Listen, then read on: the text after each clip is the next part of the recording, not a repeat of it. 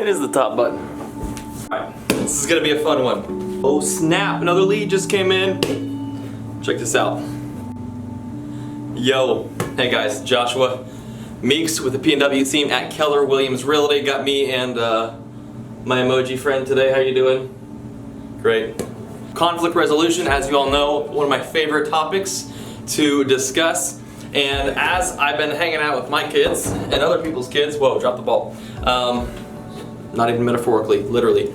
As I've been hanging out with my kids and other people's kids, and I see the way that conflicts are resolved, I realize for those of us who are professionals, the way we handle that conflict isn't often much different than kids do. So I want to help you guys evaluate today the way you handle conflict, and the most effective ways to handle conflict. And those four major ways are competing, accommodating, compromising, and collaborating. So we're going to talk about those real quick. Okay, I don't have anybody to throw me the ball, so this could end in disaster and me breaking my camera. We're going to give this a shot. Ready? Okay, that is what accommodating looks like. It's the ball is coming, I didn't catch it, I just moved out of the way, right? That is how many people deal with conflict.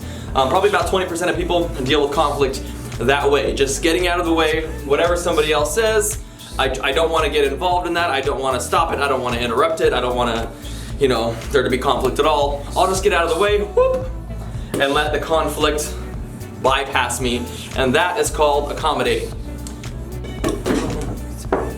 That is what compromising looks like. That's when the ball is heading towards you, and instead of moving out of the way, instead of competing, instead of collaborating, you just kind of get hit in the face with it, and that's what compromising looks like. It's saying, hey, what I want is not important, so let's just let whatever's gonna happen. It'll hurt me a little bit, but then it'll be over quickly. That's what compromising looks like. That's what competing looks like. That's the ball's coming at you, you're not sure where it's going, but you're not gonna let it get in your way. So a lot of times, kids just say, hey, catch the ball, kiddo, catch the ball. That's sometimes what my kid will do. He'll just slap it out of the way. He doesn't necessarily want to get both of his hands on it. He just doesn't want it to get in his own way. He doesn't want to move out of the way.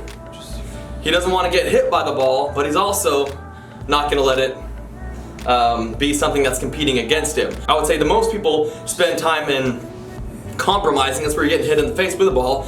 And then a lot of people also spend time with competing, and that's like, hey, we're just gonna slap that problem out of the way. It's gonna get ugly somewhere else. Probably gonna create a big catastrophe over there, but not my problem, because I'm gonna swipe it the other direction. Collaborating. Now this is the last and most effective way to deal with conflict. Collaborating means you're catching the problem, you're seeing it, you have situational awareness, enough to put two hands on the ball, enough to have your eyes on the ball, enough to evaluate it, put it in front of you, and then pass it back to the other person and allow them to look at it again. So here's my encouragement to you all. Do not get out of the way of conflict. It's not gonna end well. Don't let conflict just hit you in the face. Don't slap conflict away, because it's probably gonna end up damaging something. Catch it. Let your eyes be on that conflict. Make sure that you're evaluating it, that you're laying eyes on it, that you're communicating about that, and then you give somebody else the opportunity, once you've had feedback on that conflict, to help solve it with you. That's how you play ball, that's how you avoid dropping the ball, and that is how you resolve conflict.